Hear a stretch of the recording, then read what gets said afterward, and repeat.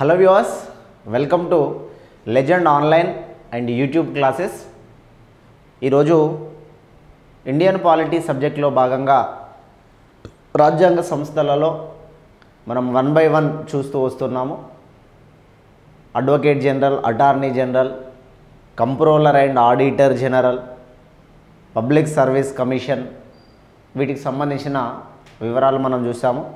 అదేవిధంగా election commission details కూడా మనం డిస్కషన్ చేసుకున్నాం. దీని తర్వాత కంటిన్యూషన్ చాలా ముఖ్యమైనటువంటి అంశము, ప్రాథమిక హక్కులలోకి సంబంధించిన కొన్ని ఆర్టికల్స్ కూడా ఇందులో మనకు కవర్ అవుతాయి. ఆదేశిక సూత్రాలకు సంబంధించి కొన్ని ఆర్టికల్స్ మనకు కవర్ అవుతాయి. లోక్సభ ఎమ్మెల్యే సభకి సంబంధించిన కొన్ని ఆర్టికల్స్ కూడా ఇందులో మనకు కవర్ అవుతాయి. ఈరోజు మనం డిస్కషన్ చేయబోయేటువంటి టాపిక్ ఏంటంటే national SC and ST commissions. National SC and ST commissions, రెండు కమిషన్లకు సంబంధించినటువంటి డీటెయిల్స్ మనం చూడాల్సిన అవసరం ఉంది. అయితే టాపిక్లోకి వెళ్ళడానికంటే ముందు లెజెండ్ క్లాసెస్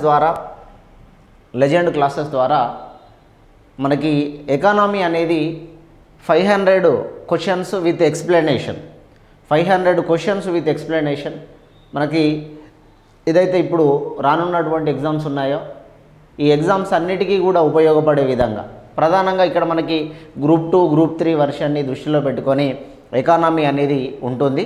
ఈ economy Sai Kumar sir lead చేస్తాడు. 99 రూపీస్కే 500 క్వశ్చన్ల ఎక్స్ప్లెనేషన్ అనేది ఉంటుంది. ప్రతి వ్యక్తి తప్పకుండా తీసుకోవాలి. దీనివల్ల చాలా ఉపయోగకరమైనటువంటి అంశం ఉంటుంది. మీరు సబ్జెక్ట్ అంతా చదివిన దానితో సమానం అవుతుంది. క్వశ్చన్స్ వింటే రివిజన్ చేసుకున్నట్టుగా అవుతుంది. చాలా తక్కువ కాస్ట్, 99 రూపీస్. అదేవిధంగా ఇండియన్ హిస్టరీకి సంబంధించి ఇండియన్ హిస్టరీకి సంబంధించి కేవలం 49 రూపీస్, కేవలం 49 రూపీస్ అనేవి ఇండియన్ హిస్టరీకి సంబంధించినటువంటి ఆఫర్గా చేయడం జరిగింది.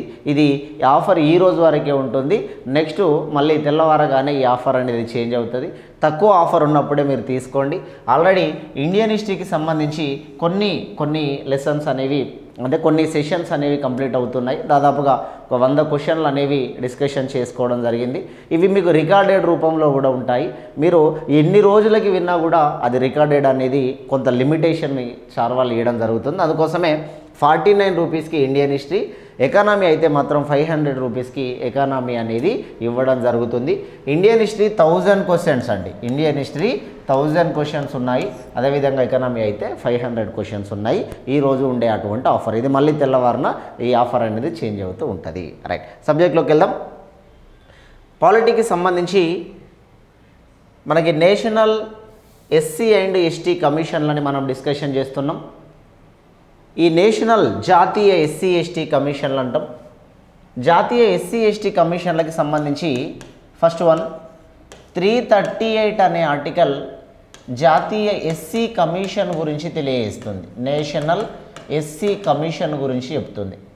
338 క్లాజ్ ఏ అనేది నేషనల్ ఎస్టీ కమిషన్ గురించి తెలియజేస్తుంది. జాతీయ ఎస్సీ కమిషన్ 338, జాతీయ ఎస్టీ కమిషన్ 338 క్లాజ్ ఏ, జాతీయ బీసీ కమిషన్ 338 క్లాజ్ బి కూడా ఒకవేళ, అంటే మనం ఈరోజు అది తీసుకోవట్లేదు కానీ మీ ఫ్రేమింగ్ కోసం చెప్తున్నా. 338 క్లాజ్ బి అనేది నేషనల్ బీసీ కమిషన్, జాతీయ బీసీ కమిషన్ అనే దాన్ని యాడ్ చేయడం జరిగింది. అయితే మనం ఈరోజు చెప్పుకోబోయేవి ఈ రెండు కంటెంట్లు మనం తీసుకుంటున్నాం కాబట్టి national SC commission, national ST కమిషన్కి సంబంధించిన డీటెయిల్స్ మనం చూద్దాం. అయితే మనకి ఇండియన్ కాన్స్టిట్యూషన్లో ఎప్పుడైనా ఈ రిజర్వేషన్ల పాయింట్ ఆఫ్ వ్యూ మనం మాట్లాడినప్పుడు భారతదేశంలో అసలు రిజర్వేషన్ ఎవరికి ఇవ్వాలి, అసలు ఎస్సీ ఎస్టీలకి రిజర్వేషన్ ఎందుకున్నది, ఎస్సీ ఎస్టీలకి రిజర్వేషన్ ఇంకెంతకాలం ఉంటుంది, ఎస్సీ ఎస్టీలతో పాటు బీసీలకు కూడా రిజర్వేషన్లు ఉన్నాయి, బీసీలతో పాటు ఓసీలకి కూడా రిజర్వేషన్లు వచ్చినాయి ఈడబ్ల్యూఎస్ పేరు మీద, ఇవి ఎంతకాలం ఉంటాయి అనేటువంటి కంటెంట్ మీద కొంతమంది దీని మీద కాంట్రవర్సీ తీసుకొస్తున్నారు. అయితే ఇండియన్ కాన్స్టిట్యూషన్ రాసినప్పుడు ఎస్సీ ఎస్టీలకు సంబంధించినటువంటి కొన్ని ప్రత్యేకమైన హక్కులను అందులో రాస్తారు. కొన్ని సంవత్సరాల నుండి వీళ్ళు సామాజికంగా, ఆర్థికంగా, రాజకీయంగా వెనుకబడిన వర్గాలు కాబట్టి ఈ వెనుకబడిన వర్గాలకి ప్రభుత్వం సహకరించాలి అనేటువంటి దృష్టి మీద ఎస్సీ ఎస్టీ వర్గాలకి విద్యలో కానీ ఉద్యోగాలలో కానీ రిజర్వేషన్స్ ఇచ్చారు. అయితే ఎడ్యుకేషన్లో రిజర్వేషన్ గురించి, ఎడ్యుకేషన్ చదువుకోవడంలో రిజర్వేషన్ గురించి ఇండియన్ కాన్స్టిట్యూషన్లోని 15th ఆర్టికల్ చెబుతుంది. చదువుకోవడంలో రిజర్వేషన్ 15 క్లాస్ 1, 2, 3, 4, 5, 6 మొత్తం 6 ఉంటాయండి. అందులో ఎడ్యుకేషన్లో రిజర్వేషన్ అనేది 15th ఆర్టికల్ చెప్తుంది. ఎంప్లాయ్మెంట్లో రిజర్వేషన్, ఎంప్లాయ్మెంట్ ఉద్యోగాలలో రిజర్వేషన్ గురించి 16th ఆర్టికల్ చెప్తుంది. 16th article ఎంప్లాయ్మెంట్లో reservation. అదేవిధంగా ఎడ్యుకేషన్లో రిజర్వేషన్ అనేది 15th ఆర్టికల్ చెప్తుంది. ఈ 15th ఆర్టికల్ 16th ఆర్టికల్లో ప్రధానంగా మనకి ఎస్సీ ఎస్టీ బీసీలకి సంబంధించినటువంటివి, అదేవిధంగా మైనారిటీలకి సంబంధించినటువంటి రిజర్వేషన్ గురించి 15th ఆర్టికల్లో మనం డిస్కషన్ చేసుకుంటాం. వెనుకబడిన వర్గాల వారికి ఎడ్యుకేషన్లో రిజర్వేషన్ కల్పించాలి. ఎస్సీ ఎస్టీ బీసీ మైనారిటీలకి ఎడ్యుకేషన్లో రిజర్వేషన్ కల్పించాలి. ఎడ్యుకేషన్లో రిజర్వేషన్ ఉంటుంది, కానీ గవర్నమెంట్ ఎడ్యుకేషన్లోనే రిజర్వేషన్ ఉంటుంది. ప్రైవేట్ ఎడ్యుకేషన్లో రిజర్వేషన్ ఉండదు. మతం పేరు మీద రిజర్వేషన్ ఉండదు. రిజర్వేషన్ అనేది కులం పేరు మీద మాత్రమే ఉంటుంది. మతం ఆధారంగా రిజర్వేషన్ ఇవ్వకూడదు, కేవలం కులం ఆధారంగా రిజర్వేషన్ ఇవ్వాలి. అందుకే ఇనామ్దార్ వర్సెస్ మహారాష్ట్ర అనేటువంటి కేసులో 2005లో ఒక జడ్జిమెంట్ వచ్చిందండి. ఇనామ్దార్ వర్సెస్ మహారాష్ట్ర అనేటువంటి కేసులో 2005లో సుప్రీంకోర్టు ఒక జడ్జిమెంట్ ఇచ్చింది. సుప్రీంకోర్టు ఇచ్చినటువంటి జడ్జిమెంట్ ప్రకారం రిజర్వేషన్స్ అనేవి ప్రైవేటు ఎడ్యుకేషన్లో లేదా ప్రైవేటు సెక్టార్లో రిజర్వేషన్ ఉండదు. రిజర్వేషన్ ఓన్లీ గవర్నమెంట్ ఎడ్యుకేషన్లోనే ఉంటుంది. రిజర్వేషన్ ఓన్లీ గవర్నమెంట్లోనే ఉంటుంది, ప్రైవేట్ వాటిలో ఉండదు రిజర్వేషన్. ప్రైవేట్ రిజర్వేషన్ అనేది వాళ్ళ వ్యక్తిగత యాజమాన్యం మీద డిపెండ్ అయి ఉంటుంది. రిజర్వేషన్ ప్రైవేట్లో ఖచ్చితంగా ఇవ్వాలని రాజ్యాంగంలో ఎక్కడా లేదు. గవర్నమెంట్లోనే రిజర్వేషన్ ఉంటుంది, ప్రైవేట్ రంగంలో రిజర్వేషన్ లేదు. ప్రైవేట్ రంగంలో కులం చెబితే ఉద్యోగాలలో నుండి తీసేస్తారు, గవర్నమెంట్లో కులం పేరు చెబితే ఉద్యోగాల్లోకి తీసుకుంటారు. గవర్నమెంట్లో కులం ద్వారా ఉద్యోగాలు వస్తాయి, ప్రైవేట్లో కులం ద్వారా ఉద్యోగాలు పోతాయి. అంటే ఇది చాలా విచిత్రమైనటువంటి సంఘటన అండి. ప్రైవేట్లో కులం పేరు చెప్పుకోకుండా ఎవరెవరైతే వెనుకబడిన వర్గాలు ఉన్నారో ఆ కులం పేరును దాస్తూ బతికే వాళ్ళు చాలామంది ఉన్నారండి. ఒకవేళ నా కులం యజమానికి తెలిస్తే ఎక్కడ నన్ను తీసేస్తాడేమో అని వాళ్ళు చాలా మదన పడుతూ ఉద్యోగాలు చేసుకునే వాళ్ళు చాలామంది ఉన్నారు. అందుకే ప్రైవేట్లో రిజర్వేషన్ ఉండదు, గవర్నమెంట్లో రిజర్వేషన్ ఉంటుంది. రిజర్వేషన్ అనేది మతం పేరుతో ఇవ్వకూడదు. చెంపకం దొరై రాజన్ వర్సెస్ మద్రాస్ 1951. చెంపకం దొరై రాజన్ వర్సెస్ మద్రాస్ 1951. 50కి సంబంధించినటువంటి దాంట్లోనే ఈ అంశాలను తీసుకొచ్చారు. 51 నుండి అమల్లోకి వచ్చింది. చెంపకం దొరై రాజన్ వర్సెస్ మద్రాస్ ఏం చెప్పారంటే మతం పేరు మీద రిజర్వేషన్ ఇవ్వద్దు, మతం పేరు మీద రిజర్వేషన్ ఉండదు. ముస్లిం అనే మతం పేరు మీద రిజర్వేషన్ ఉండదు. ముస్లిములు కూడా బీసీఈలో భాగమే కాబట్టి ముస్లింలకి బీసీఈ కింద రిజర్వేషన్ ఇస్తున్నారు.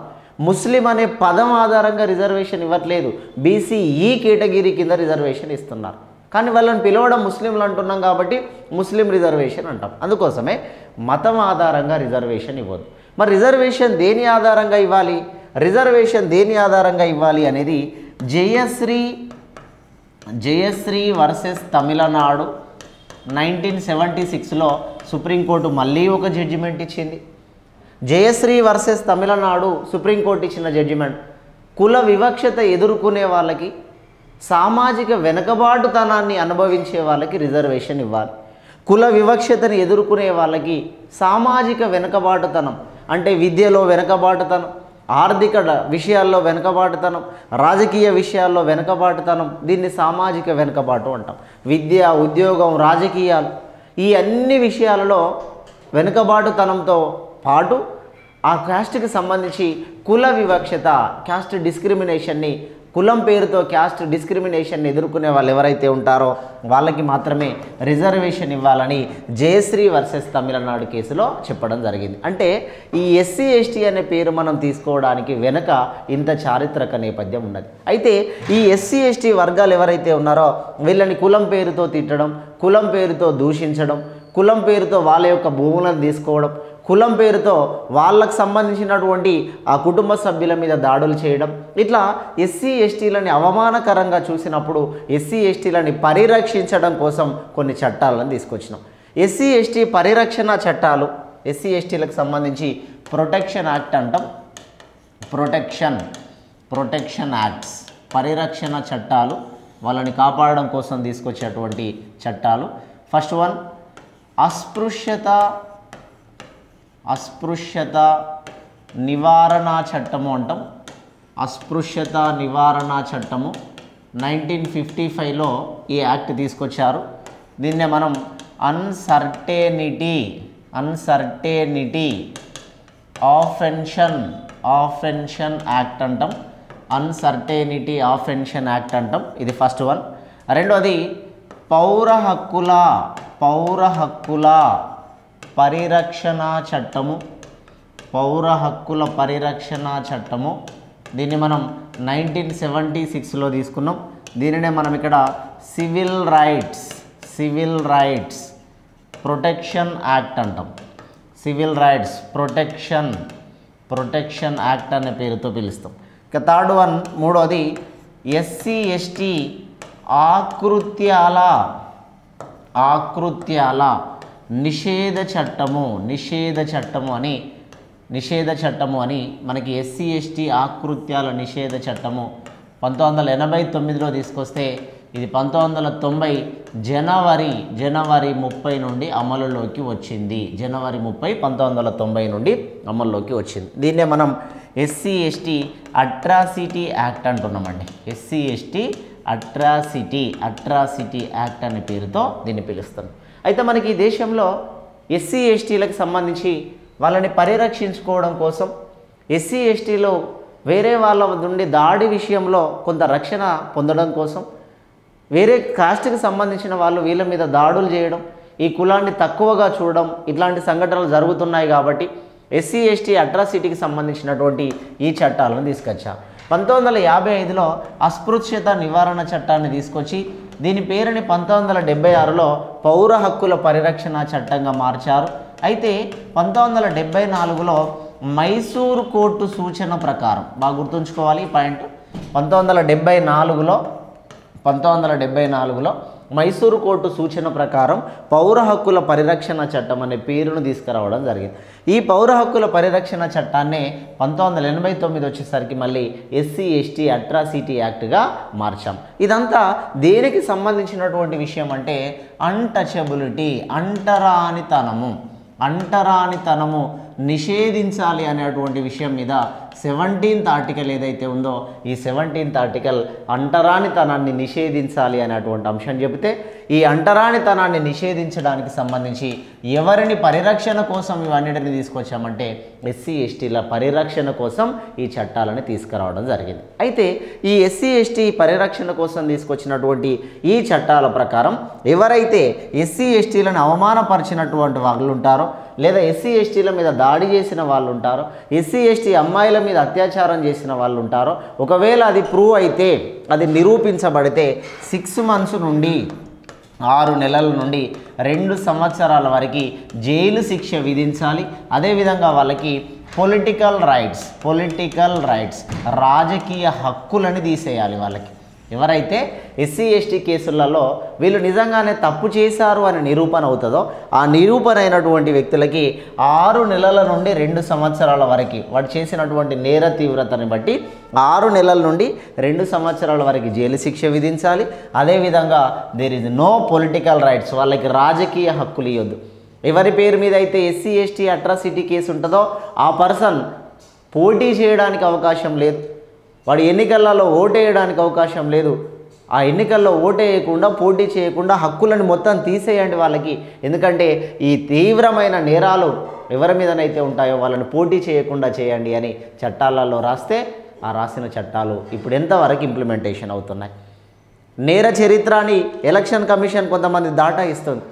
ఈ పార్టీలో ఇంతమంది నేరస్తులు ఇప్పుడు ఎన్నికలలో పోటీ చేస్తున్నారు, ఈ పార్టీలో ఇంతమంది నేర చరిత్ర కలిగిన వాళ్ళు పోటీ చేస్తున్నారు. ఎంతోమంది మీద, వందల మంది మీద ఎస్సీ ఎస్టీ అట్రాసిటీ కేసులు ఉన్నాయి, అయినా వాళ్ళు పోటీ చేస్తున్నారు. వాళ్ళ కేసులని అఫిడవిట్లో ఫస్టే రాస్తున్నారు. ఫస్ట్ రాసి అఫిడవిట్లలో రాసి నామినేషన్ వేయడానికి వెళ్ళినప్పుడు ఆ నామినేషన్ పేపర్ రిసీవ్ చేసుకునేటోడు నీ నామినేషన్ చెల్లదు అని చెప్పలేకపోతున్నాడు, అంత ధైర్యం చేయలేకపోతున్నాడు.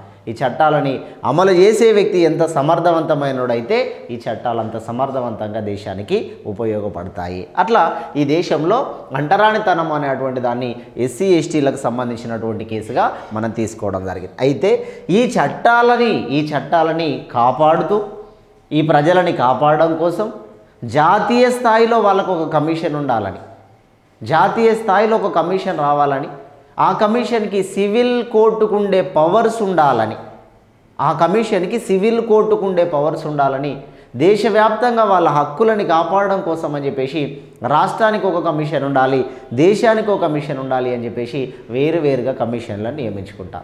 అయితే మనం ఇప్పుడు డిస్కషన్ చేయబోయేది దేశానికి సంబంధించిన జాతీయ ఎస్సీ కమిషన్కి సంబంధించినటువంటి వివరాలని మనం ఇక్కడ పరిశీలన చేయబోతున్నాం. జాతీయ ఎస్సీ కమిషన్ ఏదైతే ఉందో ఈ ఎస్సీ కమిషన్కి సంబంధించినటువంటి ఆ విషయాలని మనం పరిగణలోకి తీసుకుంటే, మరి ఎస్సీ ఎస్టీ కమిషన్లని ఎప్పుడు ఏర్పాటు చేశారు, ఎలా ఏర్పాటు చేశారు అనేది దీని యొక్క ఎస్సీ అండ్ ఎస్టీకి సంబంధించినటువంటి హిస్టారికల్ బ్యాక్గ్రౌండ్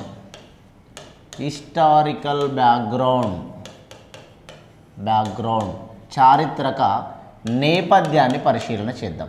హిస్టారికల్ బ్యాక్గ్రౌండ్ అంటే చారిత్రక నేపథ్యము అని అంటాం. ఈ చారిత్రక నేపథ్యం, దీని యొక్క చరిత్ర ఏంటి, ఎస్సీ ఎస్టీ కమిషన్ అనేది ఎప్పుడు ఏర్పడింది, ఎవరి ద్వారా పేరును మార్చుతూ వచ్చాము అనే విషయాన్ని మనం ఇక్కడ పరిశీలన చేస్తే 1978 సంవత్సరంలో బోలా పాశ్వన్ శంకర్ శాస్త్రి అనేటువంటి వ్యక్తి పేరు మీదుగా, బోలా పాశ్వన్ శంకర్ శాస్త్రి అనేటువంటి వ్యక్తి పేరు మీదుగా మొరార్జీ దేశాయ్ మొదటిసారిగా ఒక కమిటీని వేశారు. ఎస్సీ ఎస్టీలకి సంబంధించిన ఆ హక్కులని పరిరక్షించడానికి, ఎస్సీ ఎస్టీలకి సంబంధించినటువంటి ఆ విధి విధానాలను పరిశీలించడానికి ఈ కమిటీని నియమించడం అనేది జరిగింది. బోలా పాశ్వన్ శంకర్ శాస్త్రి పేరు మీదుగా ఒక కమిటీని వేస్తే ఈ కమిటీ పేరే ఎస్సీ అండ్ ఎస్టీ కమిషన్గా, ఎస్సీ అండ్ ఎస్టీ కమిటీ అనాలి, first SC and ST committee అని మార్చారండి, ఎస్సీ అండ్ ఎస్టీ కమిటీగా మార్చారు. అయితే ఈ బోలా పాశ్వన్ శంకర్ శాస్త్రి అనే వ్యక్తిని మొరార్జీ దేశాయ్ ఈ కమిటీని ఫామ్ చేసి ఎస్సీ ఎస్టీల యొక్క హక్కులని పరిరక్షిస్తూ వాళ్ళకి సంబంధించినటువంటి విధి విధానాలని రూపొందించాలనే పేరు మీద దీన్ని తీసుకొచ్చారు. మొరార్జీ దేశాయ్ మనకి 1977 నుండి 1979 వరకు మొరార్జీ దేశాయ్ ప్రధానమంత్రిగా ఉన్నాడు.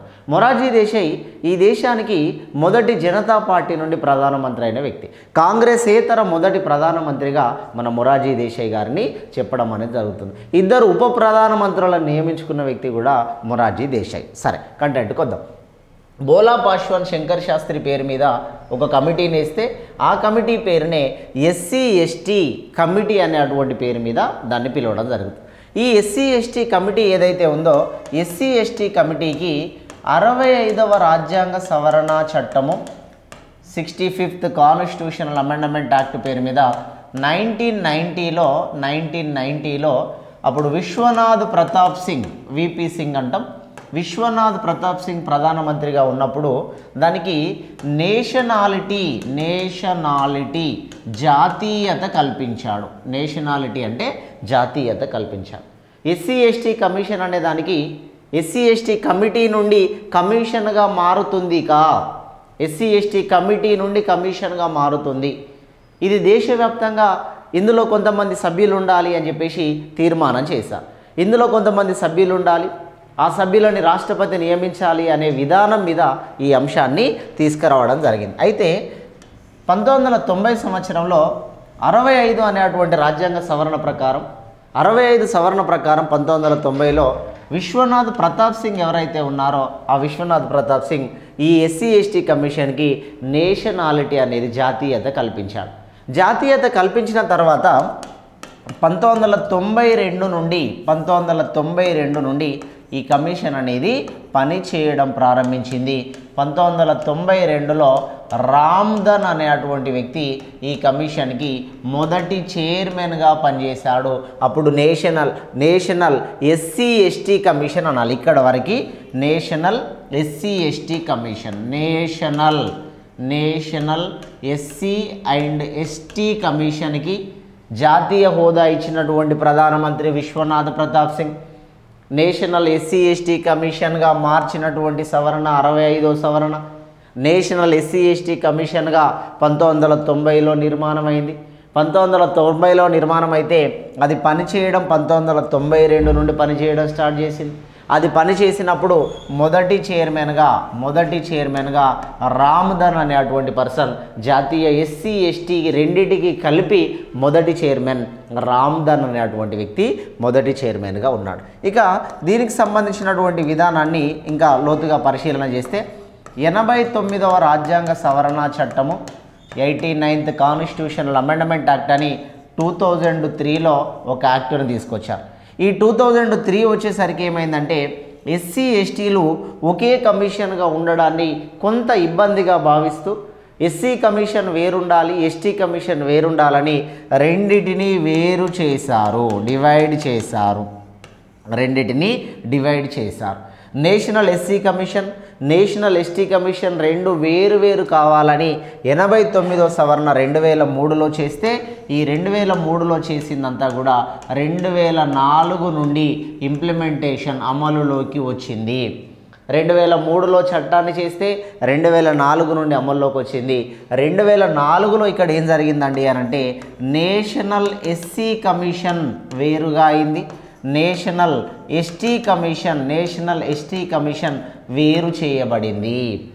నేషనల్ ఎస్సీ కమిషన్కి సంబంధించి ఇప్పుడు మనం చెప్పుకున్నట్టు 338 ఆర్టికల్, నేషనల్ ఎస్టీ కమిషన్కి సంబంధించి 338 క్లాజ్ ఏ అనే ఆర్టికల్ రెండు వేరుగా ఏర్పాటు చేయబడినాయి. జాతీయ ఎస్సీ కమిషన్, జాతీయ ఎస్టీ కమిషన్గా ఏ సంవత్సరంలో విడిపోయాయి అంటే 2004. ఏ సవరణ చట్టము అంటే 89 సవరణ చట్టం. ఈ చట్టాన్ని ఏ సంవత్సరంలో తీసుకొచ్చినామంటే 2003 సంవత్సరంలో తీసుకురావడం అనేది జరిగింది. ఇక్కడ నేషనల్ ఎస్సీ, నేషనల్ ఎస్టీ కమిషన్లు రెండు వేరుగా చేయబడ్డాయి. రెండు వేరుగా చేయబడినప్పుడు నేషనల్ ఎస్సీ కమిషన్కి మొదటి చైర్మన్గా సూరజ్ బాను అనే వ్యక్తి మొదటి చైర్మన్గా ఉన్నాడు. నేషనల్ ఎస్టీ కమిషన్కి మొదటి చైర్మన్గా కున్వర్ సింగ్ అనే పర్సన్ నేషనల్ ఎస్టీ కమిషన్కి మొదటి చైర్మన్గా నియమించబడ్డాడు. జాగ్రత్తగా అర్థం చేసుకోండి. ఈ సబ్జెక్టు ఎంత అర్థం చేసుకుంటే అంత అన్ని విషయాలలో అవగాహన పెరుగుతుందండి. ఎక్కడ ఆర్డర్ మిస్ అయినా సబ్జెక్ట్ అర్థం కాదు. ఇక్కడ నేషనల్ ఎస్సీ ఎస్టీ రెండు కలిపి ఉన్నప్పుడు మొదటి చైర్మన్ అంటే రామ్ధన్ అని చెప్తాం. రెండు విడిపోయిన తర్వాత ఎస్సీ కమిషన్కి మొదటి చైర్మన్ సూరజ్ బాను, ఎస్టీ కమిషన్కి మొదటి చైర్మన్గా కున్వర్ సింగ్ అనేటువంటి వ్యక్తి నియమించడం జరిగింది. అయితే మరి దీని ఫ్రేమింగ్, దీని నిర్మాణం ఎట్లా ఉంటుంది, స్ట్రక్చర్ ఎంతమంది ఉంటారు, వాళ్ళని ఎవరు తొలగిస్తారో దాని స్ట్రక్చర్ ఒకసారి పరిశీలన చేద్దాం. స్ట్రక్చర్ దీని యొక్క నిర్మాణము, ఈ కమిషన్ యొక్క నిర్మాణం ఎట్లా ఉంటుంది, ఎంతమంది సభ్యులు ఉంటారు, వీళ్ళని ఎవరు నియమిస్తారు అనేది ఒకసారి అబ్జర్వ్ చేద్దాం. ఈ నిర్మాణంలో ఒక చైర్మన్, ఒక డిప్యూటీ చైర్మన్, ముగ్గురు సభ్యులు, మొత్తం 5 మెంబర్స్ ఉంటారండి. మొత్తం ఇక్కడ 5 మెంబర్స్ ఉంటారు. ఈ 5 మెంబర్స్ని నియమించేది అండ్ రిమూవల్ తొలగించేది రెండు అధికారాలు కూడా ప్రెసిడెంట్ ఆఫ్ ఇండియా భారత రాష్ట్రపతికి ఉంటాయి. నియమించేది, తొలగించేది ఈ రెండు అధికారాలు భారత రాష్ట్రపతికి ఉంటాయి. వీళ్ళ యొక్క పదవీ కాలం టెన్యూర్ అంటాం. వీళ్ళ యొక్క పదవీ కాలం అనేది 3 years 3 సంవత్సరాలు పదవిలో వీళ్ళు కొనసాగడం అనేది జరుగుతుంది. తర్వాత ఒకవేళ 3 సంవత్సరాల సర్వీస్ను పెంచాలంటే అది సెంట్రల్ చేతిలోనే ఉంటుంది. అది సెంట్రల్ ప్రభుత్వం నిర్ణయం తీసుకొని రాష్ట్రపతికి ఒక సిఫారసు చేసుకుంటే సరిపోతుంది. సర్వీస్ని ఎంతైనా పెంచుకోవచ్చు, అది వాళ్ళ చేతిలో పని. తర్వాత వీళ్ళకి సంబంధించిన సంబంధించినటువంటి సాలరీని పార్లమెంటు డిసైడ్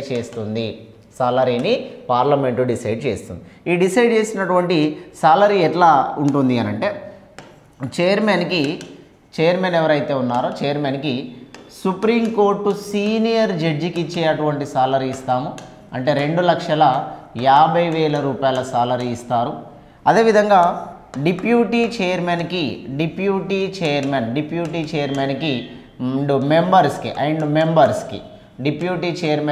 మెంబర్స్కి వీళ్ళకి హైకోర్టు సీనియర్ జడ్జీలతో సమాన సాలరీ అంటే 2,25,000 రూపాయల సాలరీ అనేది హైకోర్టు జడ్జీలతో సమానమైన సాలరీ ఈ డిప్యూటీ చైర్మన్కి అండ్ మెంబర్స్కి ఇస్తాము. చైర్మన్ ఎవరైతే ఉన్నారో చైర్మన్కి ఇచ్చేటువంటి సాలరీ సుప్రీంకోర్టు సీనియర్ జడ్జితో సమానమైన సాలరీ ఉంటుంది. డిప్యూటీ చైర్మన్కి అండ్ మెంబర్స్కి ఇచ్చేటువంటి సాలరీ హైకోర్టు సీనియర్ జడ్జితో సమానమైనటువంటి సాలరీ ఉంటుంది. అయితే ఈ సుప్రీంకోర్టు అంటే ఇక్కడ చైర్మన్ ఎవరైతే ఉన్నారో ఈ చైర్మన్కి సెంట్రల్ క్యాబినెట్ మినిస్టర్ హోదా ఉంటుంది. సెంట్రల్ క్యాబినెట్ మంత్రి హోదా ఇస్తారు. సెంట్రల్ క్యాబినెట్కి ఎంత హోదా అయితే ఉంటుందో ఆ హోదానంతా కూడా చైర్మన్కి ఇస్తారు. అదేవిధంగా డిప్యూటీ చైర్మన్కి హెల్పింగ్ మినిస్టర్ సహాయ మంత్రికి ఇచ్చేటువంటి హోదాని ఇస్తారు. అదేవిధంగా మెంబర్స్ ఎవరైతే ఉంటారో ఈ మెంబర్స్కి ప్రధాన కార్యదర్శి అంటే చీఫ్ సెక్రటరీలు అంటాం కదా, ప్రధాన కార్యదర్శులకు సంబంధించినటువంటి హోదా ఈ సభ్యులకు ఇవ్వడం జరుగుతుంది. అయితే ఈ ఎస్సీ కమిషన్కి ఏ పవర్స్ ఉంటాయి అంటే ఎస్సీ కమిషన్కి సివిల్ కోర్టుకు ఉండేటువంటి పవర్స్ ఉంటాయి. ఎస్సీ కమిషన్ కానీ, ఎస్టీ కమిషన్ కానీ, బీసీ కమిషన్ కానీ, మహిళా కమిషన్కి కానీ, నేషనల్ హ్యూమన్ రైట్స్ కమిషన్ కానీ, బాలల హక్కుల కమిషన్ కానీ, ఇట్లాంటి కమిషన్లన్నిటికీ సివిల్ కోర్టుకు ఉండే అంత పవర్స్ ఉంటాయి. వాళ్ళు డైరెక్ట్ వీళ్ళపైన యాక్షన్ తీసుకోవచ్చు. ఫర్ ఎగ్జాంపుల్ మనకి ఇక్కడ హైదరాబాదులో ఎవరైనా ఎస్సీకి సంబంధించినటువంటి వ్యక్తిని ఓ ముస్లిం లేదా ఓ ఓసీకి సంబంధించినటువంటి వ్యక్తి అంటే ఇంతకుముందు జరిగిన సంఘటన చెప్తున్నాను నేను. ఒక ఎస్సీ క్యాస్ట్కి సంబంధించినటువంటి వ్యక్తిని రంగారెడ్డి జిల్లాలో ఒక ముస్లిం నడి రోడ్డు పైన అందరు చూస్తుండగా గుడ్డలతో నరికి చంపేసిండు. అప్పుడు నేషనల్ ఎస్సీ కమిషన్ ఎవరైతే ఉన్నారో వాళ్ళంతా కూడా ఇక్కడికి వచ్చారు, తెలంగాణ ప్రాంతానికి వచ్చారు.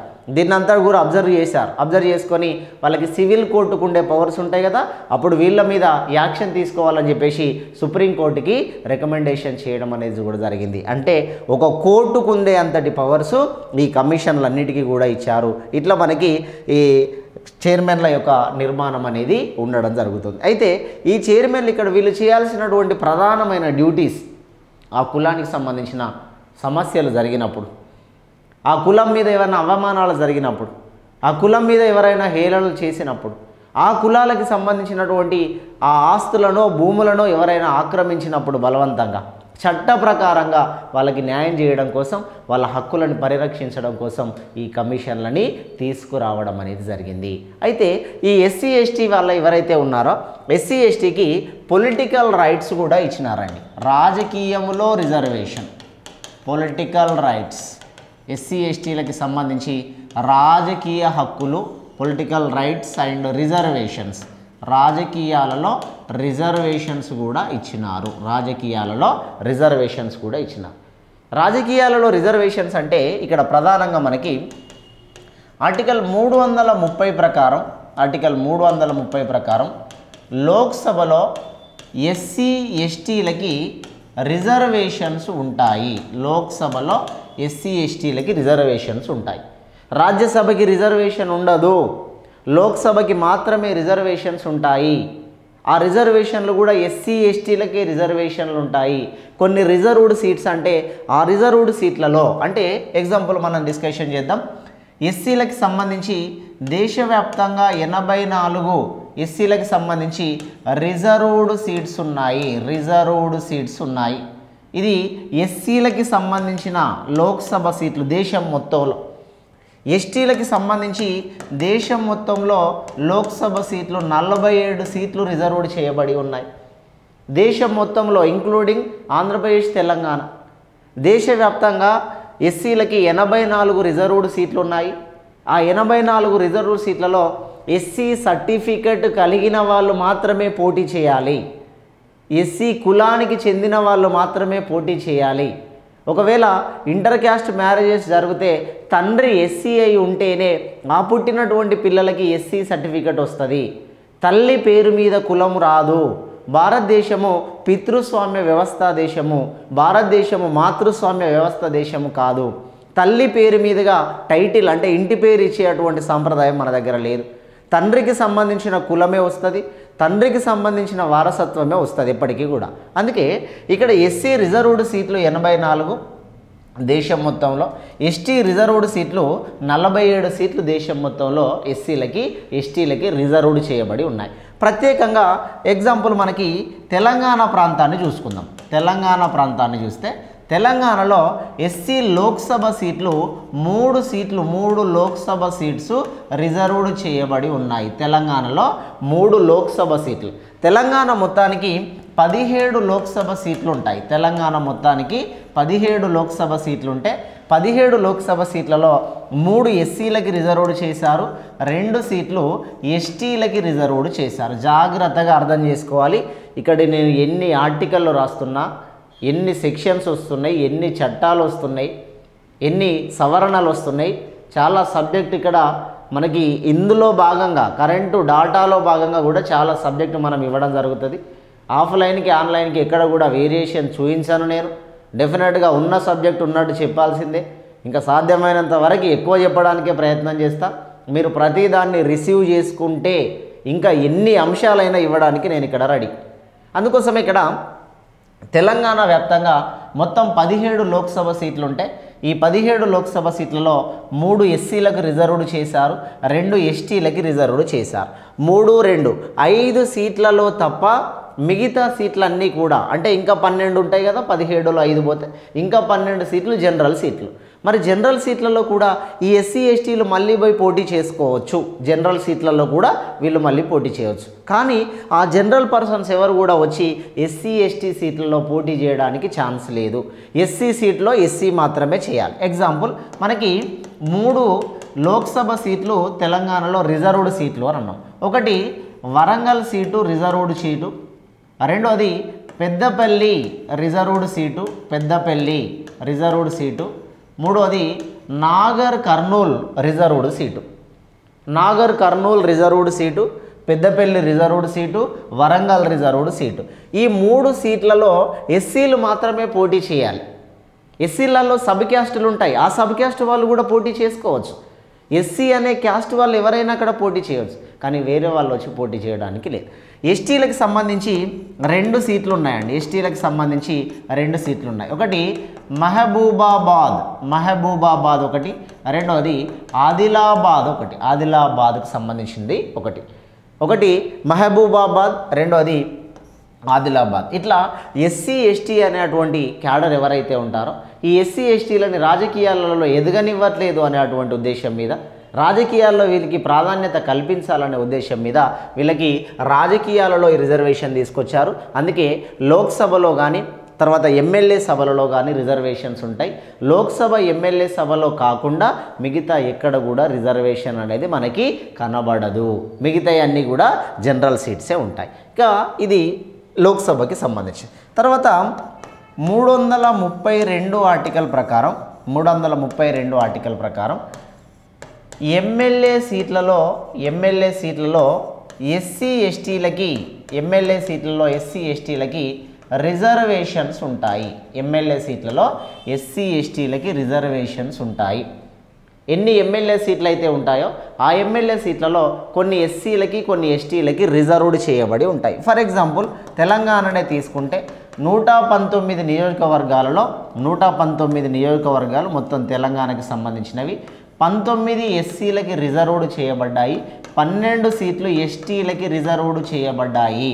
19 సీట్లు ఎస్సీలకి రిజర్వ్డ్ చేయబడ్డాయి, 12 సీట్లు ఎస్టీలకి రిజర్వ్డ్ చేయబడ్డాయి. అంటే ఈ 19 సీట్లలో ఎస్సీ మాత్రమే పోటీ చేయాలి, 12 సీట్లలో ఎస్టీ మాత్రమే పోటీ చేయాలి. ఇక మిగతా సీట్లలో ఎవరైనా పోటీ చేసుకోవచ్చు.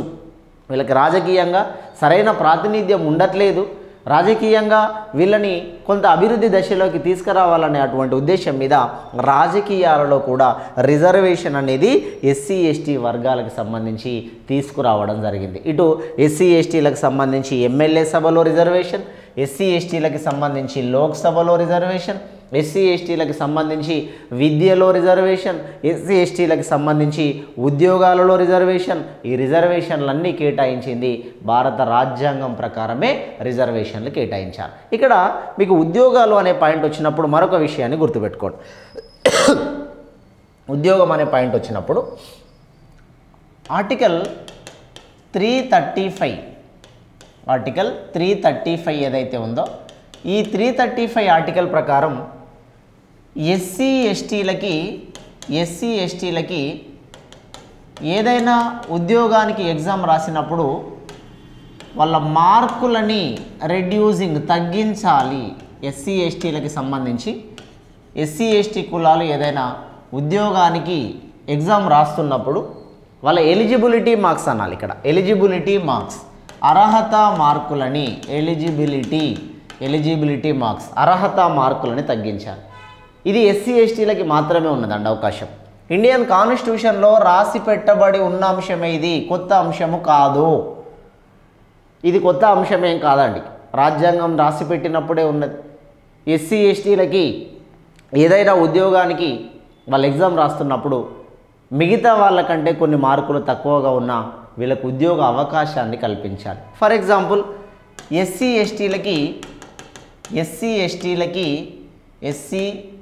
ప్లస్ ఎస్టీలకి 30% మార్క్స్ వస్తే ఉద్యోగాన్ని ఇవ్వాలి. బీసీలకి 40% మార్కులు వస్తే ఉద్యోగం ఇవ్వాలి. ఓసీలకి 50% మార్కులు వస్తే ఉద్యోగం ఇవ్వాలి. ఆల్రెడీ ఇవి రాజ్యాంగంలో రాసి పెట్టినారు.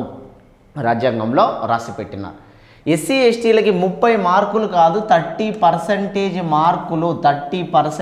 మార్కులు. బీసీలకి 40% మార్కులు, ఓసీలకి 50% మార్కులు. ఇందులో భాగంగానే ఎస్సీ ఎస్టీలకి ఓసీకి మధ్య 20% మార్కుల వేరియేషన్ కనబడుతుంది.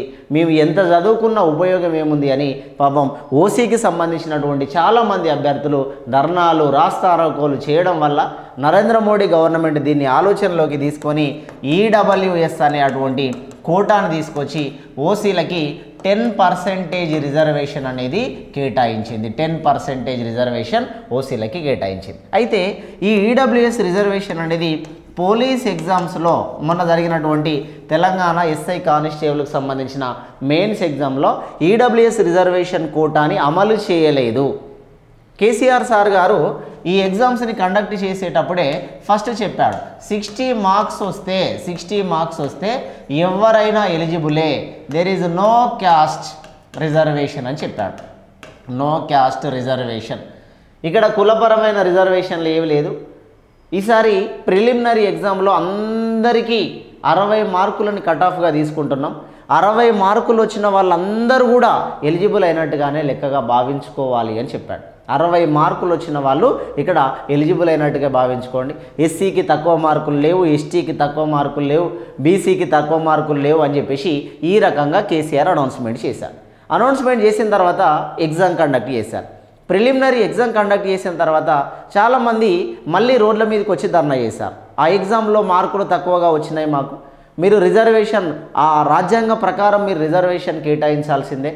ఈ రిజర్వేషన్ కేటాయించకుండా మీరు ఉద్యోగాలని ఫిలప్ చేస్తే మాత్రం తప్పకుండా మేము ఇంకేమైనా యాక్షన్ తీసుకోవాల్సి వస్తుంది అని చెప్పేసి కొంతమంది ఫ్యాకల్టీ టీం రోడ్ల మీదకి రావడం, అదేవిధంగా కొంతమంది రాజకీయ నాయకులు రోడ్ల మీదకి రావడం, Osmania university, Kakatiya university coaching సెంటర్లలో ఉన్నటువంటి వాళ్ళంతా కూడా రోడ్ల మీదకి వచ్చి ధర్నాలు చేసినప్పుడు, తర్వాత అసెంబ్లీలలో సీతక్క లాంటి ఎమ్మెల్యే మాట్లాడినప్పుడు, బట్టి విక్రమార్క లాంటి ఎమ్మెల్యేలు మాట్లాడినప్పుడు, ఇట్లా చాలామంది ఎమ్మెల్యేలు కూడా ఆ సభలలో మాట్లాడి ఎస్సీ ఎస్టీలకు సంబంధించిన రిజర్వేషన్ని, బీసీల రిజర్వేషన్ని వాళ్ళకి కేటాయించాల్సిందే అని చెప్పి డిమాండ్ చేసిన తర్వాత, ఒకవేళ మీరు కేటాయించకపోతే రాజ్యాంగానికి విరుద్ధంగా మీరు నోటిఫికేషన్ ఇచ్చిన వాళ్ళు అవుతారు అని చెప్పేసి డిమాండ్ చేస్తే అప్పుడు కేసీఆర్ సార్ మళ్ళీ తగ్గి ఎస్సీ ఎస్టీలకి 40 మార్కులు వస్తే క్వాలిఫై, బీసీలకి 50 మార్కులు వస్తే క్వాలిఫై, 60 మార్కుల విషయాన్ని ఈడబ్ల్యూఎస్కి 60 మార్కుల విషయాన్ని అలానే ఉంచుతున్నాము అని చెప్పారు. కానీ ఈ ఈడబ్ల్యూఎస్ విషయాన్ని కూడా ఇక్కడ అమలు చేయలేదు, ఇది కూడా తప్పే. ఈడబ్ల్యూఎస్ విషయాన్ని అమలు చేస్తే వాళ్ళకి 50 అంటే 55 మార్కులకు ఈడబ్ల్యూఎస్ కోటా ఇచ్చి మళ్ళీ జనరల్లో భాగంగా 60 మార్కులకు పెట్టుకోవాల్సి ఉండే.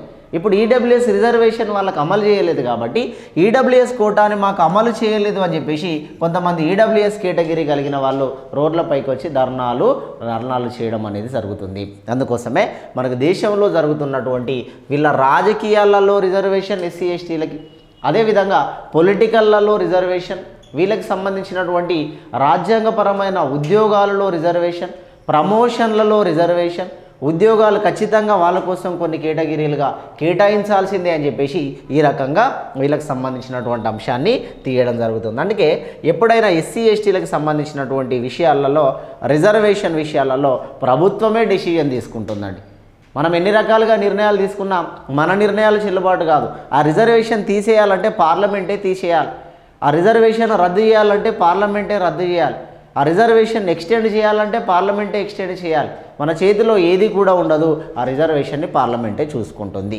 రైట్. మరి ఎస్సీ ఎస్టీ కమిషన్కి సంబంధించి ఒకసారి వాళ్ళ చైర్మన్లని, ఇప్పుడు ప్రస్తుతం ఉన్నటువంటి చైర్మన్లని కూడా పరిశీలన చేద్దాం.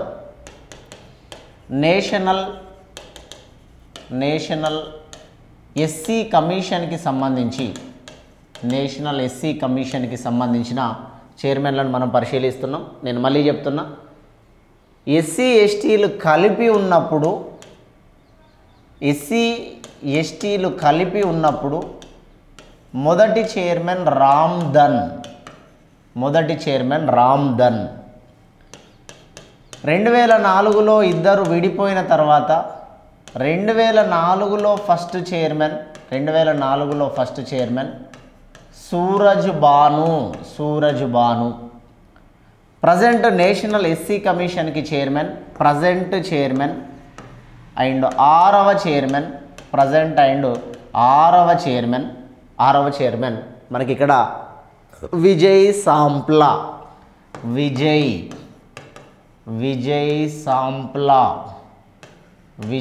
సాంప్లా అనేటువంటి వ్యక్తి. ఈయన పంజాబ్ ప్రాంతానికి సంబంధించిన వ్యక్తి. ఈయన కేంద్రానికి మాజీ మంత్రిగా కూడా పనిచేసినటువంటి వ్యక్తి. కేంద్రానికి మాజీ మంత్రిగా కూడా పనిచేయడం అనేది జరిగింది. కేంద్రానికి మాజీ మంత్రిగా పనిచేయడం, అదేవిధంగా ఇప్పుడు ప్రస్తుతం మనకు దేశంలో నేషనల్ ఎస్సీ కమిషన్కి చైర్మన్గా ఉండడం విజయ్ సాంప్లా అనేటువంటి వ్యక్తి ఎవరైతే ఉన్నారో ఈ విజయ్ సాంప్లాని మనం ప్రజెంట్ నేషనల్ ఎస్సీ కమిషన్కి సంబంధించినటువంటి చైర్మన్గా మనం పిలవడం జరుగుతుంది. ఇట్లా మనకి నేషనల్ ఎస్సీ కమిషన్ ఉంది. తర్వాత national ST commission chairman, national ST కమిషన్కి సంబంధించి 2004లో 2 కమిషన్లు వేరైన తర్వాత కున్వర్ సింగ్ అనే అటువంటి పర్సన్ ఫస్ట్ వ్యక్తి. ఈ కున్వర్ సింగ్ తర్వాత ప్రజెంట్ మనోజ్ కుమార్ అనే అటువంటి పర్సన్ చైర్మన్గా కొనసాగుతున్నాడు. ఈయన ఆంధ్రప్రదేశ్కు సంబంధించిన వ్యక్తి. ఈయన 7వ చైర్మన్గా కొనసాగుతున్నాడు. రీసెంట్గా 2023లోనే నియమించబడినాడు. మనోజ్ కుమార్ అనే అటువంటి పర్సన్ మనకి జాతీయ ఎస్టీ కమిషన్కి చైర్మన్గా కొనసాగుతున్నాడు. అయితే ఈ ఎస్టీ కమిషన్కి చైర్మన్గా హర్ష్ చౌహాన్ ఉండేదండి. ఈయన కంటే ముందు హర్ష్ చౌహాన్ అనేటువంటి వ్యక్తి తన పదవీ కాలం ముగియడానికి కొంత ముందుగా 4 నెలల ముందుగానే తన పదవి ముగియడానికి 4 నెలల ముందుగానే హర్ష్ చౌహాన్ ఎవరైతే ఉన్నారో తన పదవికి రీజైన్ చేశారు, రాజీనామా చేశారు. రాజీనామా చేస్తే ఆ ప్లేస్లో మనోజ్ కుమార్ ఎవరైతే ఉన్నారో ఈ మనోజ్ కుమార్ అనేటువంటి వ్యక్తిని ఇక్కడ నియమించుకోవడం జరిగింది. ఇట్లా national SC commission, national ST కమిషన్కు సంబంధించిన డాటా ఇది. అయితే ఇక్కడ ఎస్సీ ఎస్టీ కమిషన్లోని సభ్యులు కానీ చైర్మన్ కానీ రాజీనామా చేస్తే ఆ రాజీనామా చేసినటువంటి లెటర్ ఏదైతే ఉంటుందో ఆ రాజీనామా లెటర్ని రాష్ట్రపతి గారికి రాజీనామా లెటర్ని ఇవ్వాల్సినటువంటి అవసరం ఉంటుంది. ఇట్లా నేషనల్ ఎస్సీ, నేషనల్ ఎస్టీ కమిషన్కి సంబంధించిన ఈ వివరాలని చాలా జాగ్రత్తగా నోట్ చేసుకొని ప్రతి వీడియోకి మీ కామెంట్ను తెలియజేస్తూ ఇన్ని విషయాలు మనం డైలీ యూట్యూబ్ ద్వారా చెప్పుకుంటున్నాం కాబట్టి మీ ఒపీనియన్ కూడా తప్పకుండా దీనిలో కామెంట్ రూపంలో తెలియజేయాలి. అందరూ కూడా నోట్ చేసుకోండి. All the very best. Thank you very much. Thank you.